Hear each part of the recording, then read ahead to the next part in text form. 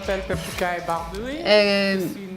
Good morning. My name is Pepukaye Bardouille. I grew in Zambia and in England. I lived about everywhere in Sweden, in the States, and in France. But let's carry on in English. I have an interesting academic background. I studied environmental management, engineering, and energy systems. But what I'm deeply passionate about is sustainable development and poverty reduction. I've tried to follow those passions through my work in both the public and private sectors.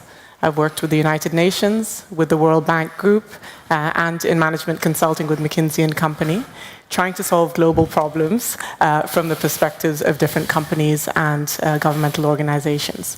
Today, I work with the International Finance Corporation based in Washington, D.C., and I lead much of the corporation's work on energy access. Thank you very much, Pep. So let me introduce myself. Good morning, I'm Emmanuel Léger, and I have the pleasure to introduce Pep. I've decided to invite Pep today. So Pepukaye Bardouille, can you think of a more cooler name than Pepukaye Bardouille? For me, it's one of the coolest names maybe on earth after Thelonious Monk, the famous jazz man. So let's back to me. So Pep and I, we met in 2011 at the Access to Energy launching program in Oslo. And as far as I'm concerned, I have a much more linear background than Pep. I work in Total. I've joined in Total in 2004. And since then, I've been working in finance, investor relations first, and then project finance. And then in 2010, I joined a bizarre group of people working within Total on energy access for people who don't have access to energy. So Pep, why energy access? Does it matter? Can you explain a little bit what it is, please? Absolutely. So I'm not sure how many of you know this, but globally, 1.3 billion people do not have access to electricity, and 3 billion people basically cook on traditional wood fuels, cow dung, animal waste, and charcoal. Let's just put ourselves in their shoes for a moment. As soon as the sun goes down, it's literally lights out. Fantastic, that worked. This is not a technical error. I mean, people are not really sitting around in the dark. They do have candles and kerosene lanterns, but it also means that they cook on very traditional stoves, open fires, wood that they've collected during the day. Why is this important? From a social perspective, it's back-breaking work. You're carrying several kilos of wood on your back on a daily basis. From a health perspective, it's incredibly important because something like 2 million people a year die. Many of those are children from breathing in polluted air, from breathing in kerosene fumes and wood and charcoal fumes, which is absolutely unacceptable.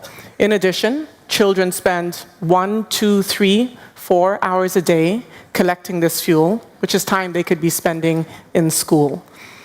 In addition, from a productive perspective, these people are dependent on very unreliable technologies. It could be diesel generators to do rice milling, to manufacture small goods, to run small retail businesses.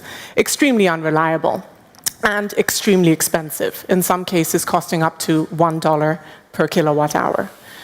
Now, this is important because these same people who are at the base of the pyramid spend $37 billion a year, that's cash, on kerosene, on cell phone charging, and on cooking fuels.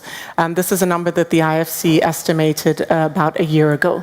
So that's a $37 billion market opportunity. Now, you may be asking yourself, why on earth is Emmanuel walking around with these two glow-in-the-dark devices? Well, these are examples of alternatives. These are alternatives in the case of lighting, but there are many other alternatives in the market for improved cooking fuels, cooking devices in the form of stoves, and as well as for providing better electricity. They cost anywhere from $5 to up to $500. And I guess the key question then is, if there's a $37 billion market opportunity and there are solutions, how do you capture it? Can you hold that, my dear? Thank you. So you may ask yourself now why Total is here and what Total is doing. And actually, a few years from now, we started from scratch a social business model to provide energy to people who don't have access to energy. So what do we do concretely? Concretely, we decided to sell, to commercialize some small solar photovoltaic solution, just like the one you see, which cost from $10 to $60 retail price in about 10 countries today. So we have sold so far, thanks to the I Won't Go by Total brand, which is the social brand of this social business, we have sold so far something around 350,000 solar lights, which improve the daily lives of thousands of families. We have sold them in Nigeria, in Tanzania, Zambia, but as well in Asian countries, just like Indonesia, Myanmar, Cambodia, or in Latin America, just like Haiti. You see there an advertisement of this social business, and you have to understand that these figures, this 300,000 lantern, means that we have improved so far approximately 1.5 million people on Earth in only 3 years. And we think that because an household, on average, is about 5 persons. So 300,000, 350,000 solar lanterns, 1.5 million people. It's not only actually about selling a product. We have to understand that it's also a service, an energy service. It's about choosing the right partners, because our conviction is that we cannot do everything by ourselves. Total, even though it's a big corporation, needs support from small players, smart startups who will design this product, produce them, make sure that the condition of production of these lanterns are the best, they are clean, and they basically correspond to the standards of Total. Then you have to distribute this product, bring them on the ground, piggyback on the distribution system that we have settled, and make sure that we reach the rural communities next to the place they're living. It may be in remote areas in Africa, it may be even in semi-urban areas, but we have to make sure we distribute them. For that, we want to create partnership with people that we usually don't work with, like small NGOs, small social business, entrepreneurs, women cooperatives. We have tried many ways of reaching the end consumers. But as well, we have to make sure that there is a warranty. So we have set up a warranty system of 2 years on this system, and servicing a warranty system of this size with thousands of customers in Africa, it's a first of its kind. Last, finally, you have to be aware that quality is essential. These people, the people we are talking about, the people that Pep has introduced you to, they're basically too poor to be cheated on the quality. And therefore, I think this is a key element that Pep with IFC and Total are working together. Absolutely. So this is an interesting example of a collaboration across a number of companies, from very small startups to large players such as Total, who are participants in a program called Lighting Africa. Lighting Africa is an innovation of the International Finance Corporation. It's also executed in partnership with the World Bank. We basically develop quality standards that help open up the market. When you have high quality products, people believe in them, and people want to buy them. And trust me, people are willing to buy these products. That's one example of the work that we're doing. But in addition to lighting devices, there are many other things that we're working on, including mini-grids. So mini-grids are basically decentralized energy systems. They may rely on biomass, they could rely on hydropower, they may be based on solar. But essentially, we help to understand what are some of the operational challenges that a company may face along the value chain. Are they having difficulty finding fuel for their systems? Do they know how to market it? Do they know how to charge consumers the right amount and collect money at the end of the day? And in addition, we're looking at ecosystem conditions, which includes the regulatory environment. Is a mini-grid allowed to operate? Is corporate finance available?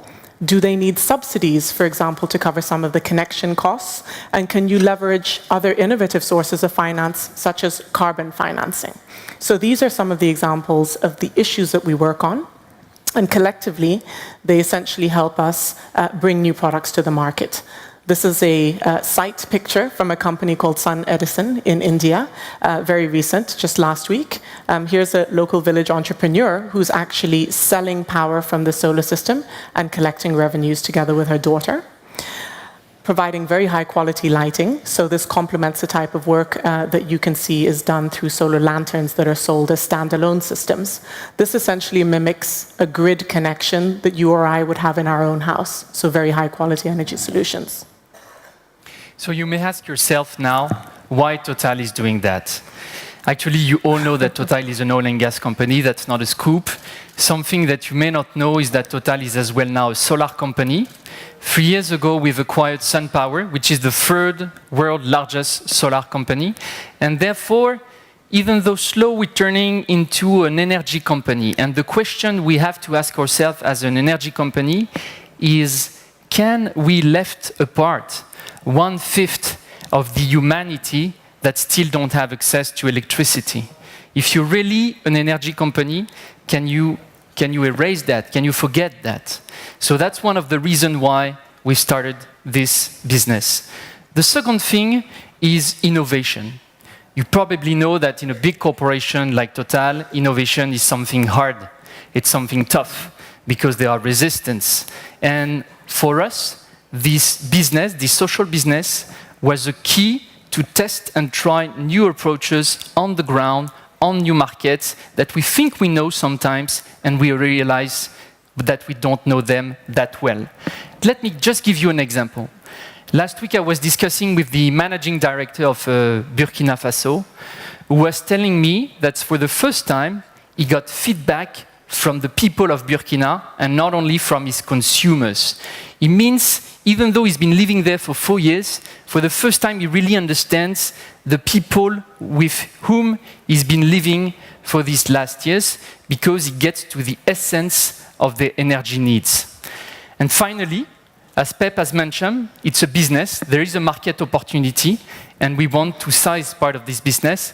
We want to be able to answer the expectations of the people. So this is all well and good. We now understand the problem, we're doing some great work, and we're collaborating. We should have a group hug here. Can we all go home? And the answer is no, not really. Part of the reason is that energy access is one of many problems around the world.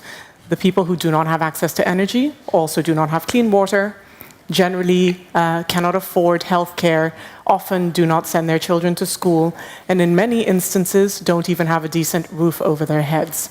So, as I mentioned earlier, sustainable development is something I care about. The question is there something that we can learn from energy access and our experience over the past couple of years that is applicable to other sectors? And for me, the lessons are threefold. Firstly, that market transformation is possible. There is a portion of the market that will always be too poor to afford any of the products that you offer, but there is a very large portion that is willing and able to pay. You may be poor, but you're smart and you are still a customer, so it's our duty to serve them well. Secondly, that collaboration amongst the public and private sectors is possible, and that it's important to bring companies that have strong distribution networks on the ground into the space. And finally, it's that you can do things the right way provided you're using rigorous analysis, doing the types of calculations that prove a business case, and helping to scale up those businesses. And in fact, it's that scale that's most encouraging. With the companies we speak to, we're finding that the biggest challenge is not whether or not you can find a consumer or someone who wants to pay. It's if you can produce the products quickly enough to get them to market where the demand is waiting for you. I think you face some of those challenges yourself, actually. Exactly. It took us 5 years, basically, to show that it was feasible. And today, there are a queue of affiliates that knocking on my door saying, can we enter the project? Do you have a business model for access to energy?